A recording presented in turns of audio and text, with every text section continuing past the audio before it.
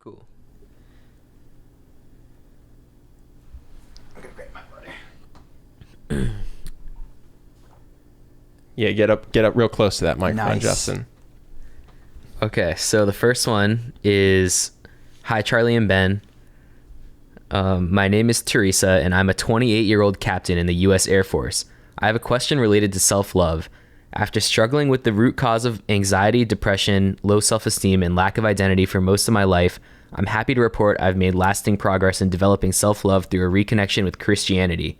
It was really God who made the progress in healing me, not my strength.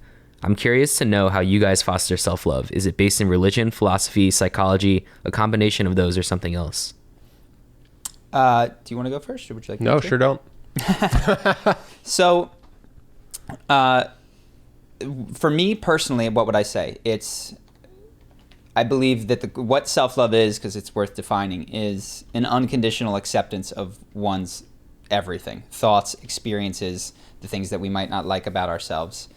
And one of the big values of religion, even though I don't believe in the objective existence of a God, is that part of self-love, in my experience, is getting out of your own ego mind and the thoughts that you have and going, there's something guiding me. And it could just be the part of my brain that runs my heart, the part of my brain that runs my kidneys that I'm not thinking about. Like, something clearly is guiding me and running me that is beyond my thoughts, that is looking out for me when I sleep, when I'm not thinking, and that the universe is an ultimately a good place. And I can see how when you, real or not, I don't even want to argue about his objective existence or her objective existence, God really does satisfy that. The universe is a good place, something is looking out for you, and I think that enables you to relax into a deeper level of acceptance. So I see the value of God in self-love, and I would say that the way that I get there is by believing more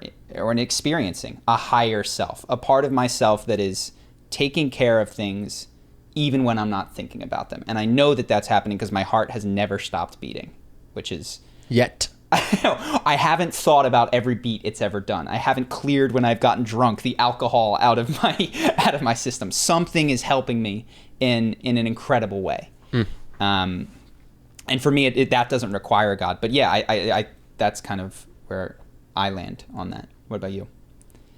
Yeah, so I'm pretty agnostic at this point. So any self-love I have is not based on a religion or even a belief in a higher power necessarily. I'd say my personal journey to self-love has had multiple phases. I think step one was work on the external world. I think at some point I was not charismatic.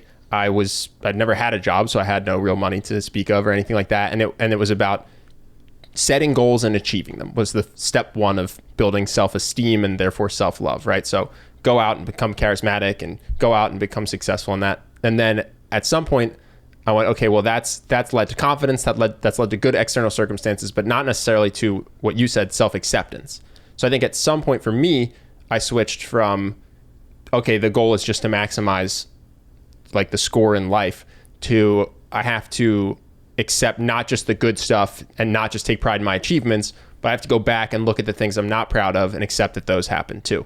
And so that second journey was very benefited by psychedelics. That was the first time that I kind of looked in and went, wow, I'm not perfect. Up to that point, I said, I'm going to try to be perfect. I'm going to get as close to perfect as humanly possible. And then I will love myself for that perfection. That was phase one. Totally fine phase, I think, for the time in my life. Then at some point I went, okay, actually, if I want to have true self-love, I have to accept that I'm not perfect. And I kind of went back and looked at the times that I wasn't proud of my behavior or was ashamed of what had happened to me or things like that. And then that second phase has taken me where I am today. And I don't think I'm perfect. I'm sure there will be a third phase at some point, but that's kind of where I'm at. It's been a good formula so far. Yeah. Yeah, I didn't mention psychedelics, but I'm glad you did, because that...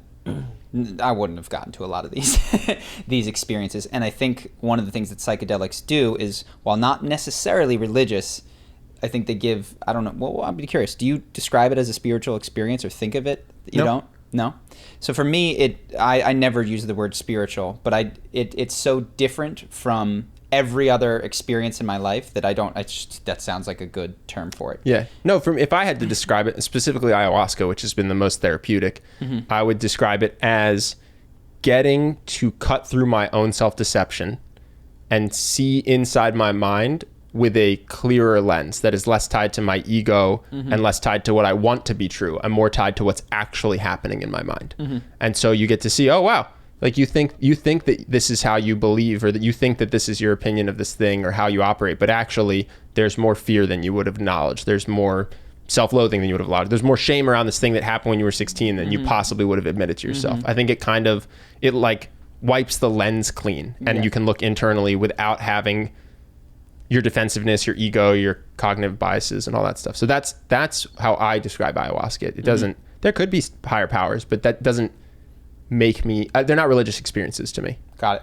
Well, so they're not either for me. They're not religious experiences for me. And I guess I just put the word spiritual on almost what you said. And you can think of it as brain. You can think of it as this, but it is just different than my waking conscious experience for sure. So great question. Yeah, I think, Also, we talk about psychedelics a lot. I actually do want to shout out holotropic breathwork. Yeah. Not necessarily as quick to get to those points, but for people who, we get a lot of questions like, how do I do ayahuasca, this and that. Or like Russell Brand, someone who has a history of drug abuse, shouldn't necessarily. But I'm just saying, you don't have to go to Peru and find a shaman. Actually, if you look into holotropic breathwork and you're willing to put in 45 minutes of time, you can get to a point where your brain will release more DMT, just like it would if you took a certain plant, and you can have this experience from home legally without spending safe. money. And it's totally in your control because you can always change your breath. So we talk about psychedelics a lot. I actually want to encourage people check out holotropic breathwork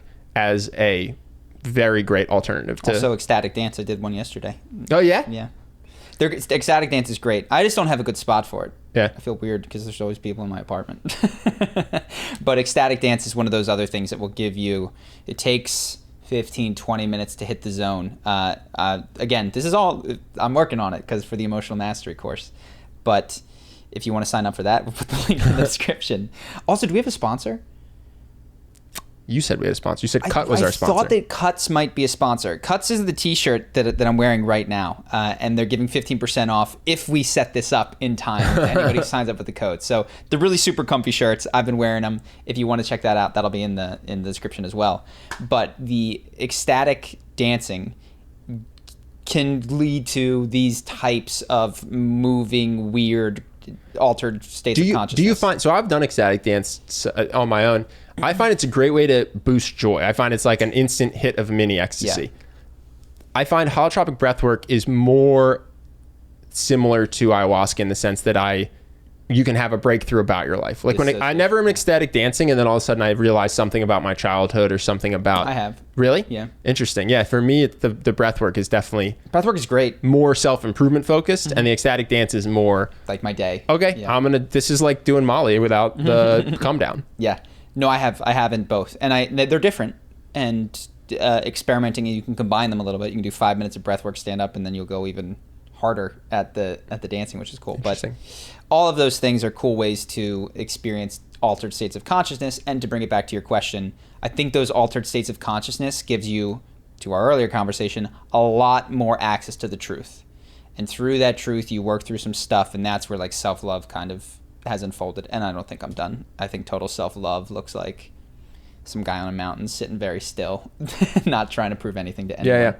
But I think one thing I didn't realize till a couple years ago, though, to something we said earlier, a lot of self-love is about self-acceptance. It's not about perfection. It's not about being the best. It's just about accepting who you are. And so I think if God gets you there, or if psychedelics get you there, or if breathwork gets you there, meditation gets you there, I think that to have true self-love is to love all parts of yourself and to have forgiveness for any mistakes you've made. So if you look into the past with hatred for yourself and you go, it's a good sign that you got some stuff to do. That's why, and that's impeding your self-love. Yeah. And when you can look back on your past and go, yeah, it makes sense. You were 16. Like, of course this happened to you and you couldn't have prevented it. Okay. Now you're closer to what I would consider self-love. Yeah. Interesting. I would add one tweak or wrinkle to that, which is that if you look on your past and you're ashamed or whatever, I actually don't think that's impeding your self-love. I think that's a symptom of it. And so what people sometimes try to do when they think that's in the way is they try to forgive before they feel forgiveness, or they try to convince themselves that they're not ashamed. And the only way, if you've done some of this, because what you've realized is if you've had a psychedelic experience and you've gone into something, you thought you dealt with it. You're like, I'm not ashamed of that thing. I'm not. And what you realize is the only way to genuinely not be ashamed of it is to go in it, through it, and let it be horrible, right? To let it, all the pain and the sadness and the anger come up. And then you come out of having gone through it, and forgiveness is natural. There's no effort. There's no I should forgive. It's I just do. I don't, there's no I shouldn't feel ashamed. I just don't anymore. And so if you're like working on shame by telling yourself not to feel ashamed, or working on forgiveness by telling yourself you ought to forgive, I actually think that will not get you to self-love. The only way out, as they say, is through. So anyways,